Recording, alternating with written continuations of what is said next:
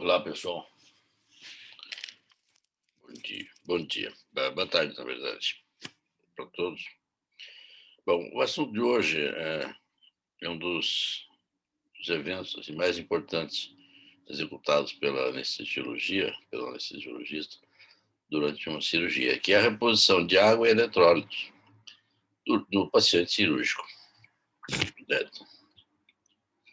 Bom, vamos imaginar, usando um exemplo, um paciente hipotético de 40 anos, que tenha 70 quilos, tem a dor abdominal difusa e vai precisar de uma laparotomia. Tá?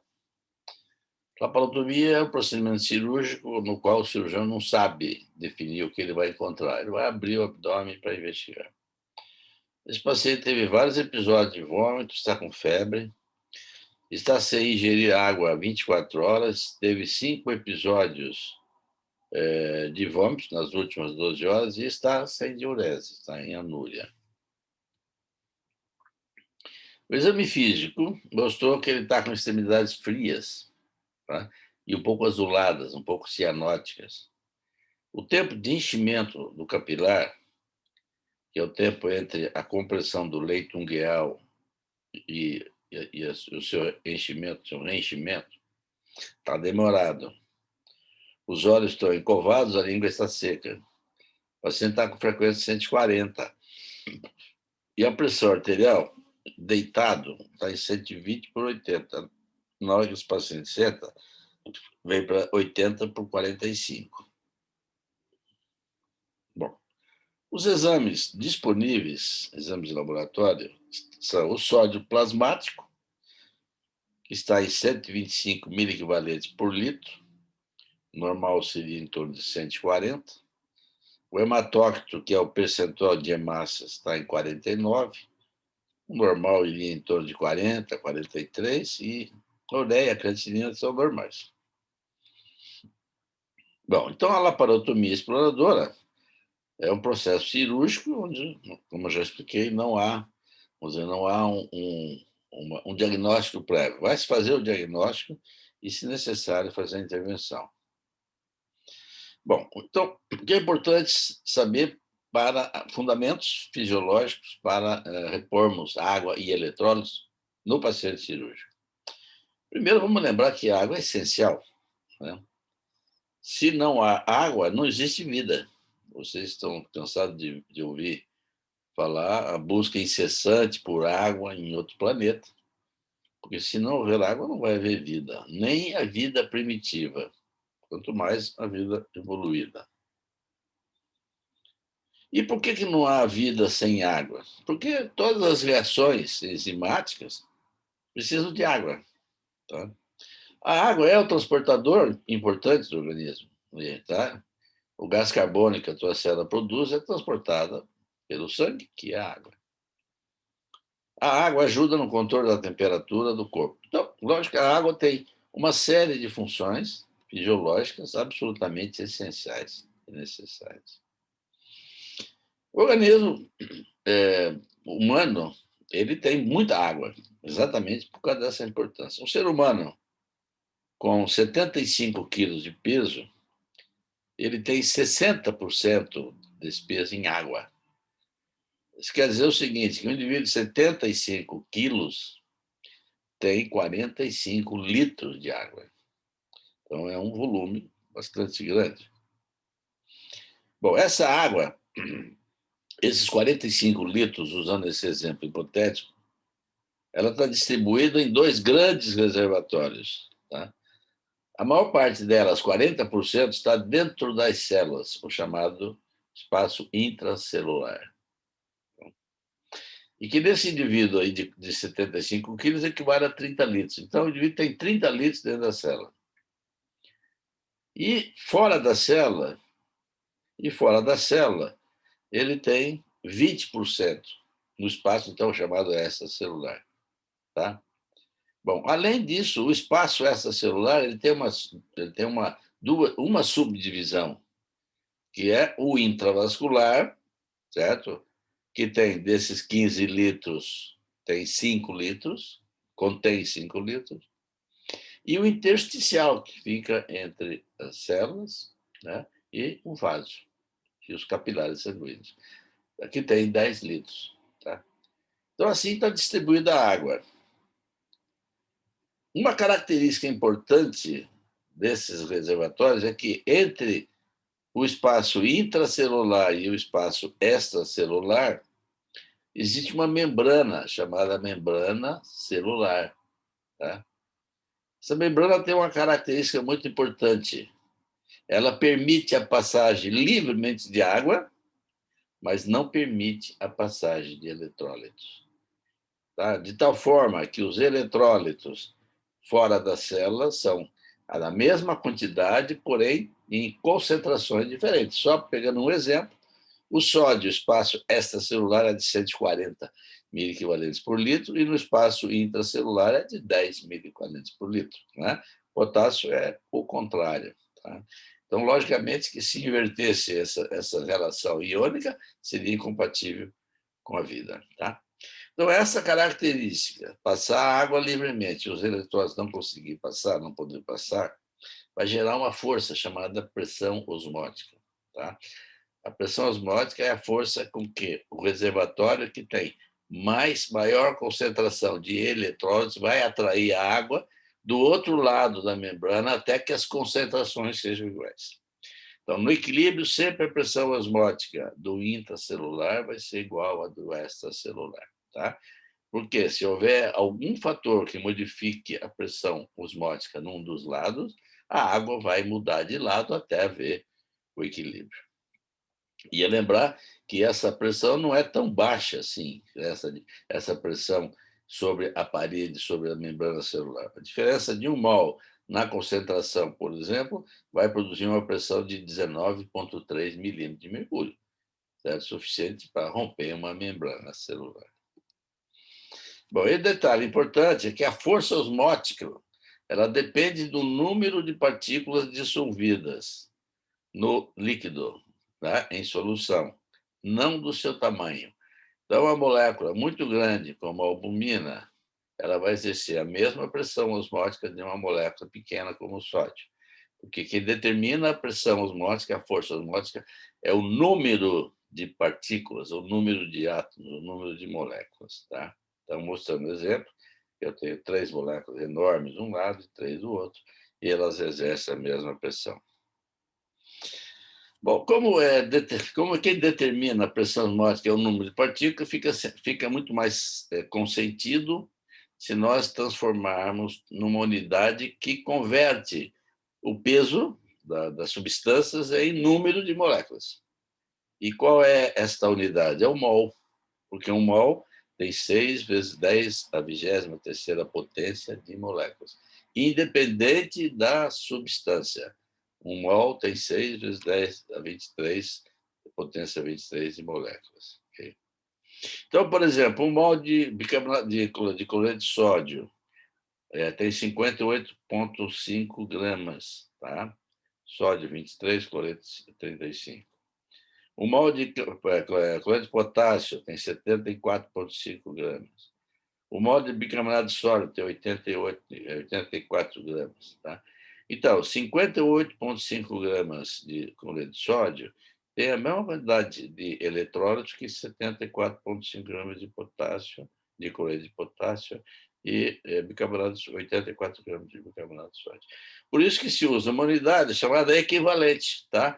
Então, quando se trabalha com eletrólitos no plasma, quando se trabalha quando se discute eletrônico no organismo, se utiliza uma unidade chamada equivalente, que é equivalente em mol. Tá? Então, um equivalente equivale a 1 mol. Certo? 2 equivalentes equivale a 2 mols. Tá? Bom, mas existe uma exceção clara, que é aqueles elementos que se dissociam na solução, no sangue, se dissociam no sangue em 2 outros elementos. É o caso do cloreto de sódio. Então, o cloreto de sódio, quando entra em solução, ele dissocia em sódio e cloreto. Assim, o cloreto de sódio vai produzir 2 equivalentes em osmolaridades diferentes, as substâncias que não se dissolvem. Tá? Usando apenas um exemplo para mostrar a conversão do peso, né, que normalmente a gente usa com uma série de substâncias, tantos miligramas, assim por diante. Vamos usar o cloreto de sódio a 0,9%, que é o soro fisiológico. Tá? Então, vamos transformar os cloreto de sódio 0,9% em equivalentes, vamos ver o que vai dar. Tá? Então, 1 mol de NaCl, ou seja, cloreto de sódio, é 58,5 gramas. 0,9 gramas em 100 são 9 gramas em 1.000, será X móis. Tá? Então, fazendo essa conta, nós chegamos a 0,154 mol, tá? De NaCl. Ok? Perfeito. Mas como nós trabalhamos, as quantidades estão menores, é mais lógico se converter em milimol. Nós temos, então, que em 1.000 ml nós temos 154 milimol de NaCl. Como o NaCl se dissocia em sódio e cloreto, então nós temos que em 1.000 ml de solução a 0,9%, nós temos 154 miliequivalentes de cloreto e 154 miliequivalentes de sódio, o que gera uma osmolaridade de 308 miliequivalentes. Tá? É muito importante o conhecimento das osmolaridades, porque ela vai determinar para onde que vai a água que eu injeto. Tá? Ela que vai determinar. Certo? Se eu colocar uma solução hiperosmótica ou hiposmótica, a água vai para um recipiente, pode ir para um recipiente totalmente diferente. Okay? Então, as soluções chamadas isotônicas é aquela solução que a osmolaridade é igual à osmolaridade do organismo. Tá? Então, se injetar ela no espaço extracelular, ela vai ficar no espaço extracelular. A água não vai mudar de recipiente, certo? Porque a osmolaridade não vai mudar. Já a solução hipertônica, a osmolaridade da solução é maior que a do organismo. Então, ela vai desidratar as células, vai puxar água para dentro do vaso. Tá? Então, um exemplo claro disso é a solução de cloreto de sódio a 7%, que o pronto-socorro, às vezes, utiliza para resgatar um doente chocado em péssimo estado, por exemplo, no local de um acidente. E as soluções hipotônicas, a osmolaridade da solução é menor que a osmolaridade do organismo, e a água, portanto, vai migrar para dentro das células e, em algumas situações, ela pode causar dano, especialmente nas células cerebrais central, porque ela vai causar edema cerebral. Tá? E o cérebro não tem para onde expandir, por isso vai acabar fazendo sofrimento cerebral. Bom, então, comparando o espaço extracelular com as soluções que nós temos que, no espaço extracelular, eu tenho 140 miliequivalentes por litro de sódio, 101 de cloreto, 4 de potássio, 28 de bicarbonato e a osmolaridade de 280 miliosmol por litro. Tá? O soro fisiológico, a gente acabou de calcular, 308 miliosmol por litro. O ring lactato tem 130 de sódio, 109 de cloreto, 4 de potássio, 28 na verdade, é lactato, mas se transforma em bicarbonato no fígado, 280 miliosmol por litro. Bom, vocês perceberam que o soro fisiológico é levemente hiperosmolar, tá? Mas ele é considerado fisiológico, né? Com essa diferença, as alterações não são tão intensas, portanto, ele continua sendo chamado de fisiológico. Mais recentemente, surgiu uma nova solução chamada Plasma Light, mas a gente ainda não vai incorporar isso para vocês. Bom, como é que o organismo controla, então, a água e os eletrólitos? Vários mecanismos. A sede é o principal deles. Né? Quando nós estamos faltando água, nós sentimos sede. Vamos atrás de água. Nós temos receptores de volume periférico no átrio. Nós temos os osmorreceptores lá no sistema nervoso central. Nós temos o rim, com suas vários meios de controle do volume. Então, o excesso de sede, o excesso de sódio, por exemplo, ou a falta d'água, ativa osmorreceptores que ativam a sede. E é uma busca frenética por água. Né? Então, esse é o mecanismo importante. Lembrar aqui que o paciente cirúrgico ele perde a chance de exercer esse direito de buscar água porque ele está anestesiado. Então, ele não tem quem. Então, isso passa a ser de responsabilidade do anestesista, essa reposição que o organismo fisiologicamente faria. Nós temos baroreceptores, tá, no seio carotídeo e no arco da aorta, que detectam alterações na pressão arterial e produzem respostas no sistema nervoso autônomo, levando à retenção de água, levando à vascularização periférica para normalizar a pressão arterial. Okay?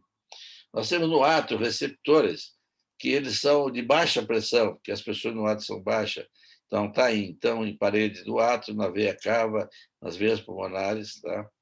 E eles respondem à mudança da tensão arterial, né? Se falta volume, ele também vai produzir uma resposta. Principal é a liberação de hormônio antidiurético para segurar a água, okay? E aumenta a pressão arterial. Os osmoreceptores são localizados na hipófise e liberam o hormônio antidiurético, né? Quando é necessário, né? Leva à retenção de água, também aumenta a pressão. Então, existe aí uma série de mecanismos para manter o equilíbrio líquido, porque, de fato, esse é um aspecto importante da fisiologia do ser humano. O balanço hidroeletrolítico no paciente cirúrgico, então. No paciente cirúrgico ou não cirúrgico, existe um balanço entre o que nós ganhamos da água e o que nós perdemos da água. Chegar no final do dia, quando nós voltamos para casa, esse balanço tem que ser zero. Porque se houvesse a cada dia uma retenção aí de 1% de volume, depois de um mês nós estaremos inchados. Ou se tivesse um déficit, nós estaremos chocados. Então, esse balanço ele é absolutamente necessário e cabe no ato cirúrgico a responsabilidade ao anestesista. Então, nós ganhamos água por onde? Pela ingestão. Volto a chamar a atenção. No paciente cirúrgico, a ingestão está bloqueada. Por quê? Porque o paciente não pode comer, não pode beber antes da cirurgia. E também tem o metabolismo, que produz uma pequena quantidade de água. E a perda d'água. E a perda d'água pode ser a perda chamada basal, aquela que nós estamos perdendo sem perceber. Independente de estar no pré-operatório, essa perda ela é contínua, certo? É contínua. Há filtrado para a bexiga, nós perdemos pela suor e assim por diante. Então, a perda.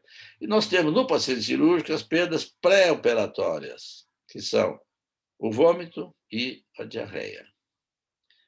As perdas na cirurgia são outras perdas que podem ser muito importantes ou não. Depende do tipo de cirurgia, do tipo de evento que vai ocorrer na cirurgia. O paciente pode, por exemplo, perder 3, 4 volemias numa cirurgia, ou pode não perder quase nada. Bom, então o ganho de água vem da ingestão, seja de água, mas também de alimentos. Tá? Os alimentos, na sua oxidação, redução, eles produzem água. O metabolismo, oxidação, proteína, produz água. Mas é uma quantidade pequena, mas é produção de água. Tá? E a perda d'água, nós temos, então, a perda basal. Depois vamos comentar da perda pré-operatória e a cirúrgica. Então, a perda basal ela é mensurada pela diurese. Certo? A diurese faz com que o organismo filtre todo o nosso débito cardíaco para a bexiga e para ser eliminado. Mas nós também perdemos água pela pele, tá? Pela respiração. Pode ver que nós inspiramos o ar seco e expiramos o ar úmido. Essa água sai do pulmão e sai do sangue, na verdade. Né? E as vísceras, quando estão expostas, né, numa cirurgia como essa, por exemplo, da laparotomia. Bom, qual é, então, a perda basal de água? A perda basal de água ela é calculável. As outras perdas são estimadas, essa é calculável. Para cada 100 quilocalorias queimadas pelo metabolismo, nós perdemos 110 ml de água e produzimos 10 ml pelo metabolismo. Então, dá um balanço de 100 ml perdido. Então, para manter o equilíbrio hidroeletrolítico, para cada 100 quilocalorias queimadas, nós temos que infundir 100 ml de água. Okay? Bom, é sabido que o metabolismo vai reduzindo com a idade. Não é? Uma criança que nasce tem um metabolismo muito maior do que um indivíduo de 60, 70 anos. Tá? E essa diferença pode ser medida. Tá? Nós sabemos que uma criança até 10 quilos, ela tem uma perda de 4 ml por quilo-hora. Uma criança entre 10 e 20 quilos, uma perda entre 40 ml mais 2 ml por quilo-hora. Então, 40 ml para os primeiros 10 quilos, mais 2 ml por quilo-hora. Uma criança com mais de 20 quilos, 60 ml mais 1 ml por quilo hora. Então, observe que um paciente de 10 quilos precisa 40 ml por hora, mas um paciente com 4 vezes mais peso só precisa de 2 vezes mais água. Tá? Então, a tendência é reduzir a quantidade da água necessária para manter a atividade. Então, usando esse paciente A, então, para calcular a perda basal, nós temos que ele tem 70 quilos, 60 ml para os primeiros 20 quilos, mais 1 ml por quilo hora, para os outros os quilos que ultrapassarem ao 20º quilo, então ele precisa de 110 ml por hora para manter a perda basal. Não tem nada com a perda cirúrgica ou a perda pré-operatória. E as perdas pré-operatórias? Bom, o paciente no pré-operatório pode ter todo tipo de perda de água, eletrólitos, por exemplo, vômito, diarreia. Pode estar edemaciado, né? E o edema nada mais é do que o deslocamento da água de dentro do vaso ou de dentro da célula para o intestício. Pode ter derrame pleural, pode ter ascite, o paciente pode vir com sangramento. Então, na verdade, existe múltiplas fontes de perdas de água no pré-operatório.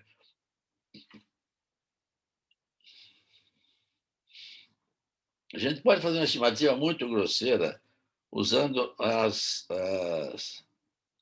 vamos ver, contador aqui, usando a concentração de eletrólitos nas substâncias que nós temos. Por exemplo, a saliva tem 50 mEq de sódio, suco gástrico 70 mEq, a bile tem 145 mEq, o ilho 125, diarreia 60 mEq, o líquor 140 e o suor tem 130 mEq por litro. Okay? Então, essa é a concentração. Mas a perda pré-operatória é diagnosticada basicamente pela clínica, certo? Nós fazemos o diagnóstico, uma estimativa diagnóstica usando a clínica, os sinais clínicos de alteração no equilíbrio ácido-base. Tá? Por quê? Porque uma desidratação de 5 a 8% do peso, tá? Então, vamos arredondar aqui para 5%, um dividido de 50 quilos daria 2,5 litros, né? Uma perda de 2,5 litros. Ele vai ter um enchimento capilar mais demorado, vai ter um pulso elevado, vai ter um turgor de pele diminuído e o globo ocular vai estar levemente afundado. Ele consegue se levantar, a pressão deitada é normal, sentada é baixa, e ele tem oligúria. Tá? Então, a desidratação abaixo de 5% provavelmente não dará clínica nenhuma. Entre 5% e 8% nós vamos ter essa clínica, que já é uma clínica de depressão do espaço extracelular. Já uma desidratação entre 8% e 12% do peso produzirá um pulso fraco, taquicárdico, o paciente vai estar com a sua consciência diminuída, não consegue levantar, tem dificuldade para sentar, extremidades frias, há um turgor da pele muito diminuído, a pressão deitada e sentada é baixa e ele está com anúria. Não está urinando nada. Tá? Bom, esse paciente A que tem toda essa clínica ainda tem alguns exames para ajudar no diagnóstico. O hematócrito dele, 49%, tá? O pH 7,25, sódio plasmático 125 mEq por litro, o potássio 3,5, a pressão a gente já comentou. Tá? Bom, quais seriam as justificativas para essas alterações nesses exames? Né? O hematócrito 49 é uma hemoconcentração. Tá? Por quê? Porque está perdendo água, mais água do que célula. Vai ter uma hemoconcentração. O pH de 7,25, então, esse paciente tem está com uma acidose, pode ser metabólica ou respiratória, né?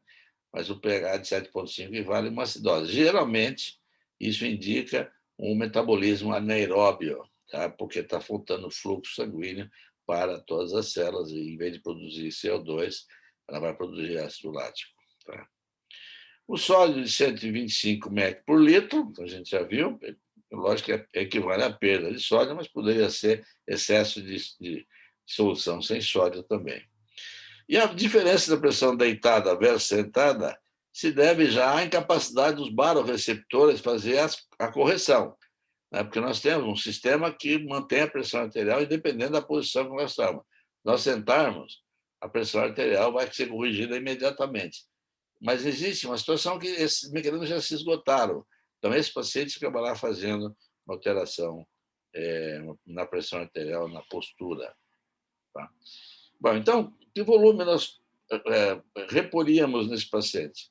60 ml tá, para os primeiros 20 quilos, mais 1 ml por quilo-hora, 110 ml por hora, reposição basal. Ele tem um jejum de 24 horas, né? Nós fomos computar 110 ml por hora, 24 horas vezes 110, então ele tem um déficit de 2.640 ml nas 24 horas. E quanto repor no paciente A? Tá? Bom, esse paciente A, ele poderia ser, vamos dizer, estimado aí pela clínica dele em 8% de desidratação, né? Então, tem enchimento capilar demorado, turgor, ele consegue se levantar. Vamos lembrar que isso aqui não é matemática, não, sabe? A medicina é uma ciência probabilística, né? Então, se calcula, se estima um valor e faz a reposição e vê a resposta, né? Às vezes, a resposta pode surgir com muito menos reposição, tá? Então, esse é um aspecto importante. Então, podemos estimar esse paciente com 8 ml, tá? Então, esse paciente, 8%, 70 quilos, 5.600, em 24 horas dá mais 230 ml por hora, que deve ser reposto com a solução hipotônica, isotônica, desculpe. Tá? Então, está aí um cálculo básico de um paciente, chamando a atenção para de vocês. A reposição, ela é simplesmente, você titula a reposição. Tá? Você não calcula todo esse volume e coloca ele de uma vez só, você vai criar um desequilíbrio pior ainda. Tá? E o sódio? Bom, vamos lembrar que o sódio é um íon do extracelular, tá? Ele não passa para dentro do intracelular. Esse paciente tem 125 mEq por litro de sódio. Ele tem 15 litros de volume extracelular. Vocês lembram? 30 no intra, 15 no extra. Esse paciente aqui tem 75 quilos, tá? O sódio normal é 140. Então, existe um déficit, tá? De 15 ml por litro. Como ele tem 15 litros, o déficit é 225 miliequivalentes de sódio, né? Que a gente não vai fazer sódio puro, a gente vai fazer uma forma de solução fisiológica ou uma outra solução, né? Então, poderia ser a solução fisiológica, né? Que tem 154 mEq em 1.000 ml, eu quero fazer 225 mEq, eu vou ter que fazer 1.460 ml da solução. Então, você vê que vai somando, pode ficar um valor absurdo, daí a necessidade de chamar a atenção de vocês para a reposição titulada, né? Você vai titular a reposição, aí vai acompanhar a pressão arterial, vai acompanhar a diurese, o enchimento capilar e por diante. Bom, mas o paciente cirúrgico perde ou pode perder bastante líquido na cirurgia. Certo? Como é que nós avaliamos a perda na cirurgia? Bom, nós temos algumas limitações na cirurgia que o paciente está inteirinho coberto, está com campo cirúrgico em torno. Muitas vezes sobra para nós só a cabecinha dele e, às vezes, um bracinho para fora. Tá? Então, nós temos que usar alguns monitores. Pressão arterial, certo? Então, a pressão arterial é um monitor importante. Lembrar que ela vai cair após vencidos os mecanismos de compensação. Ele pode manter normal por muito tempo. Pressão venosa central. Reduz após grandes perdas. Pressão venosa central. Tá? Também vamos dizer, é um colaborativo, é uma medida. Diurese. Isso é fácil, diurese, só passar uma sonda. Extremidades frias, hematócrito elevado, frequência cardíaca aumentada, indica hipovolemia e também pode indicar dor, é evidente, né? E quando a volemia é corrigida, a frequência tende a voltar ao normal, se a causa era alteração na volemia. Bom, então, em resumo, nós temos que controlar, acompanhar a pressão arterial, tá?